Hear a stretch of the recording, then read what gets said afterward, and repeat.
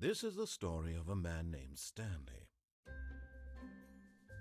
Stanley worked for a company in a big building where he was employee number 427. Employee number 427's job was simple. He sat at his desk in room 427 and he pushed buttons on a keyboard. Orders came to him through a monitor on his desk, telling him what buttons to push, how long to push them, and in what order. This is what employee 4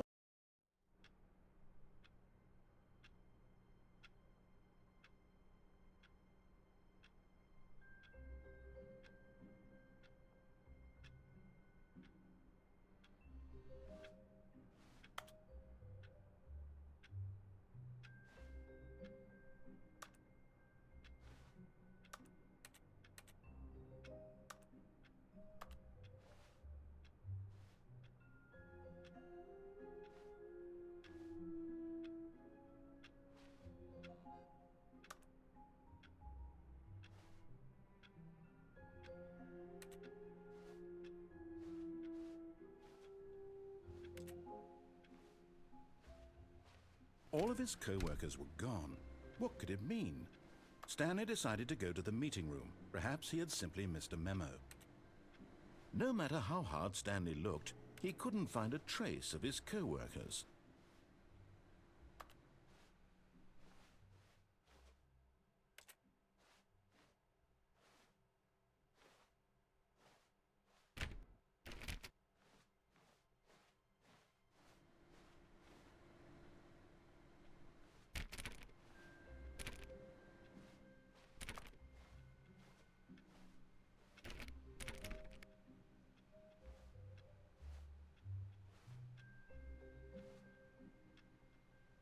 Stanley went around touching every little thing in the office, but it didn't make a single difference, nor did it advance the story in any way.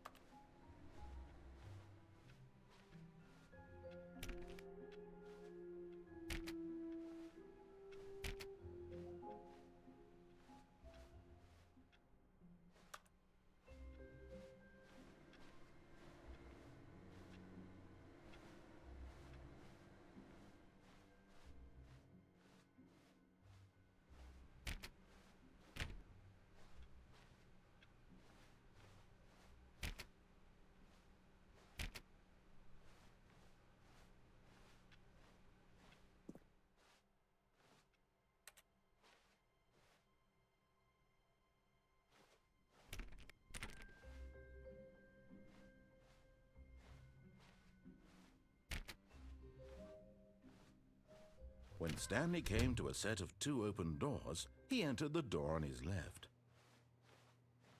This was not the correct way to the meeting room, and Stanley knew it perfectly well. Perhaps he wanted to stop by the employee lounge first, just to admire it.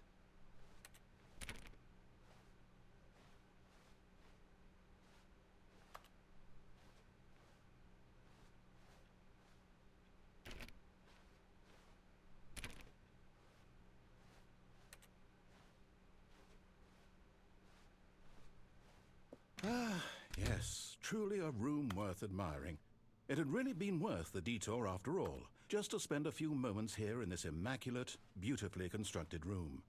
Stanley simply stood here, drinking it all in. But eager to get back to business, Stanley took the first open door on his left. And so he detoured through the maintenance section, walked straight ahead to the opposite door, and got back on track.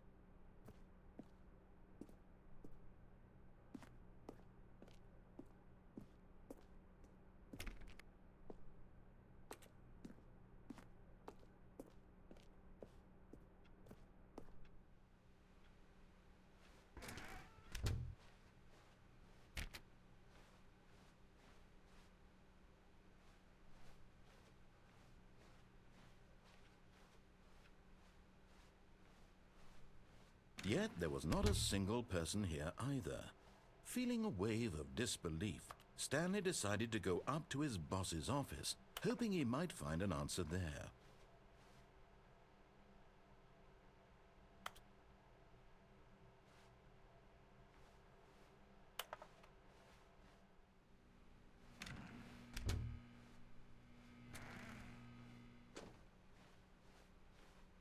Coming to a staircase, Stanley walked upstairs to his boss's office.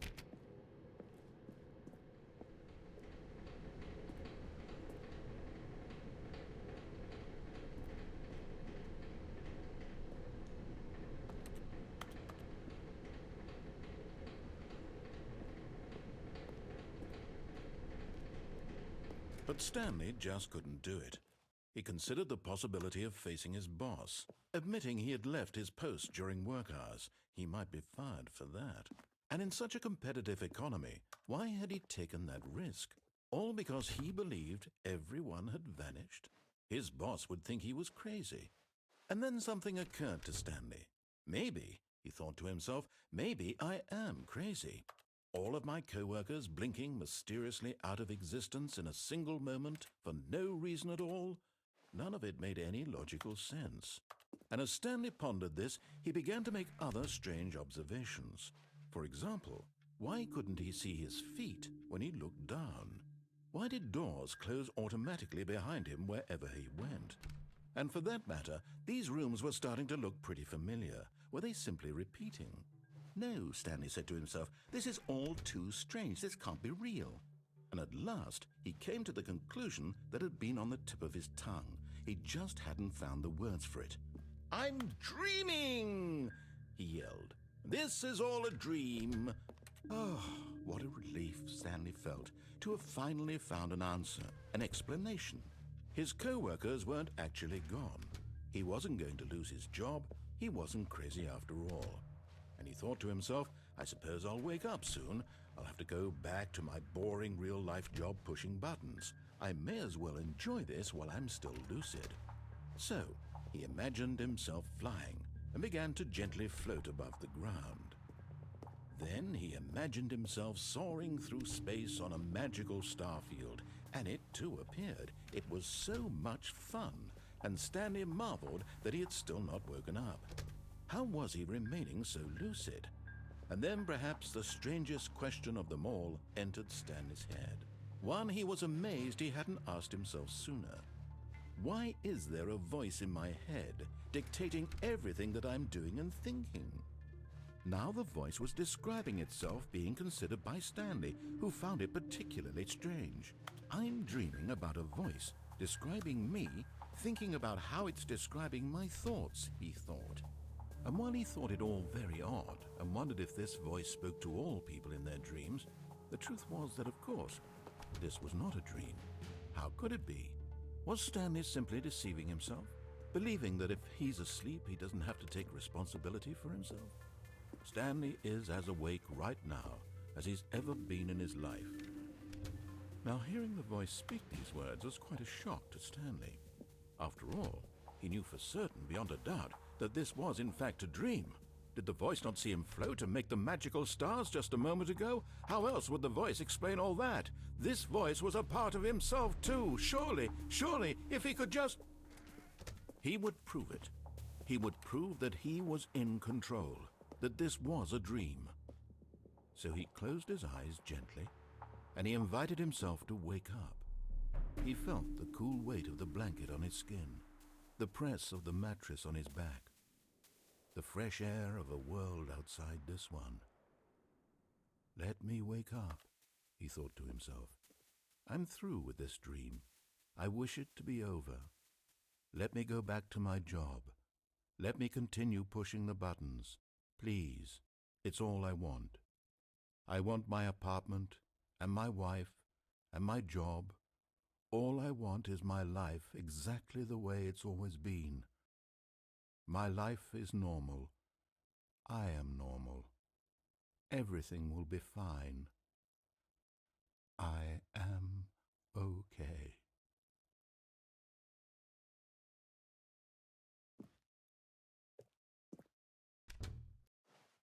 Stanley began screaming. Please, someone, wake me up. My name is Stanley. I have a boss. I have an office. I am real. Please, just someone tell me I am real. I must be real. I must be. Can anyone hear my voice? Who am I? Who am I? And everything went black.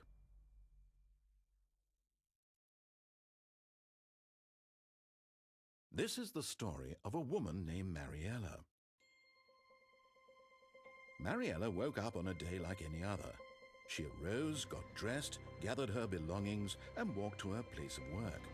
But on this particular day, her walk was interrupted by the body of a man who had stumbled through town talking and screaming to himself, and then collapsed dead on the sidewalk.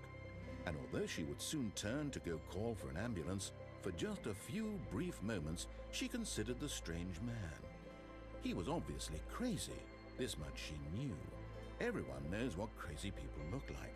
And in that moment, she thought to herself how lucky she was to be normal. I am sane. I am in control of my mind. I know what is real and what isn't. It was comforting to think this, and in a certain way, seeing this man made her feel better.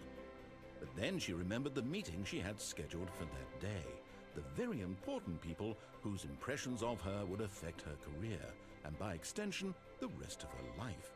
She had no time for this, so it was only a moment that she stood there, staring down at the body. And then she turned and ran.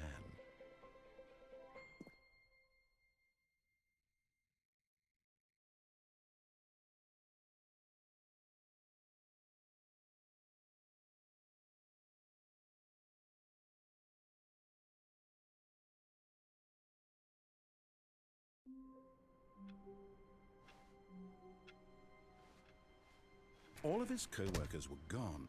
What could it mean? Stanley decided to go to the meeting room. Perhaps he had simply missed a memo.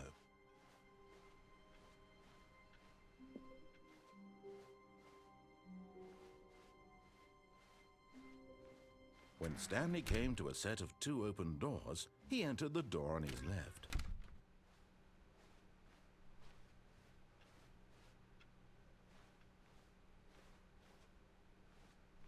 Yet there was not a single person here either. Feeling a wave of disbelief, Stanley decided to go up to his boss's office, hoping he might find an answer there.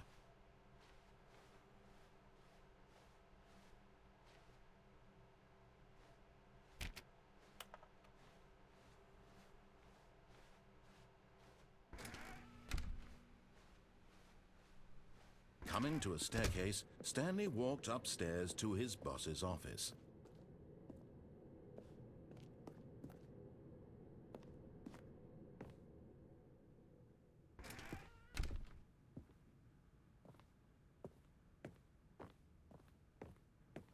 Stepping into his manager's office, Stanley was once again stunned to discover not an indication of any human life.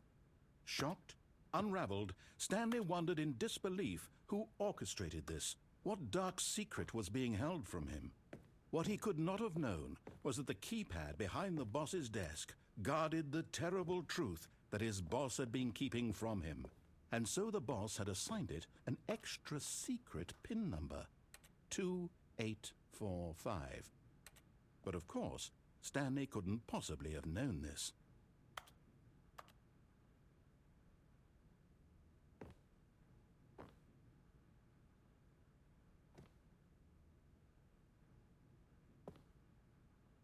Stanley just sat around twiddling his thumbs. Trying to input anything on the device was useless, since he could never possibly know that the combination was 2845.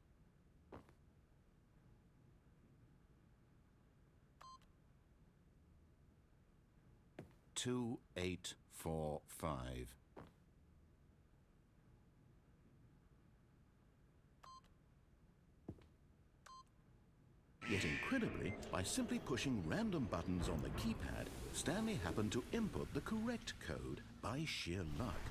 Amazing. He stepped into the newly opened passageway.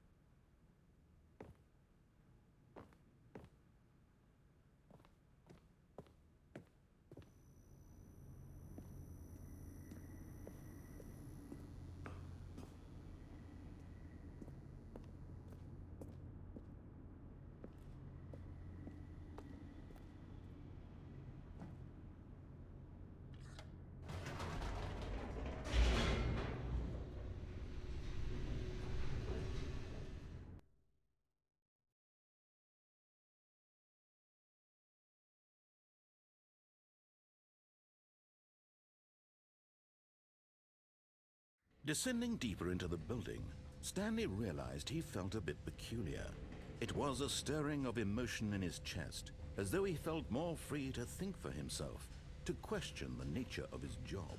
Why did he feel this now, when for years it had never occurred to him? This question would not go unanswered for long.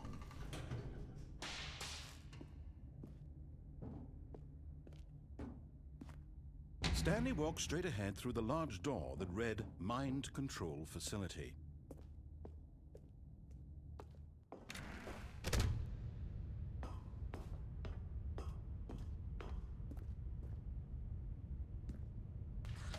The lights rose on an enormous room packed with television screens.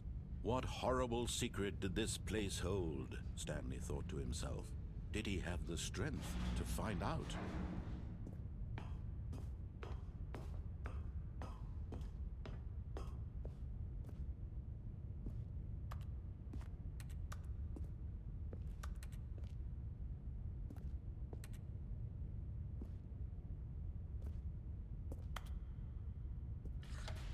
Now the monitors jumped to life, their true nature revealed.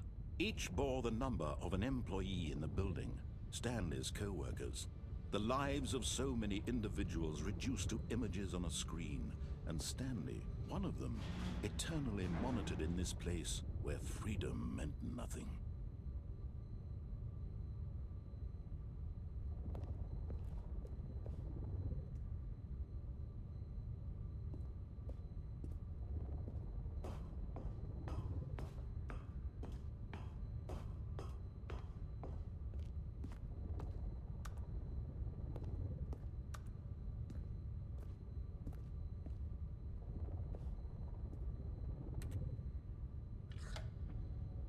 This mind control facility, it was too horrible to believe. It couldn't be true.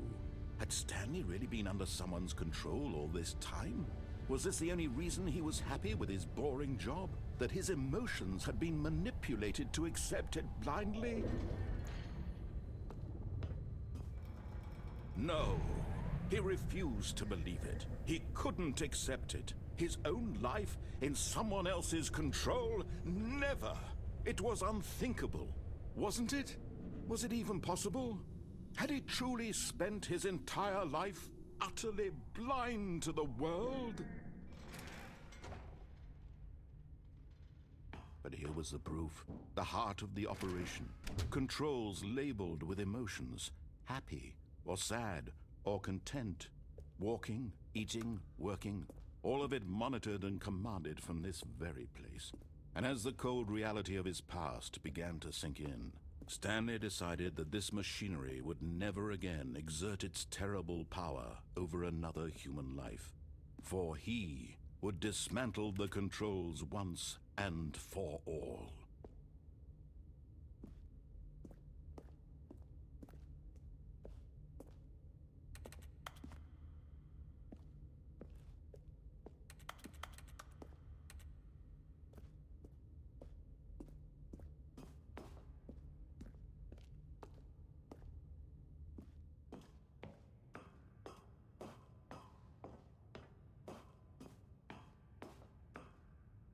And when at last he found the source of the room's power, he knew it was his duty, his obligation.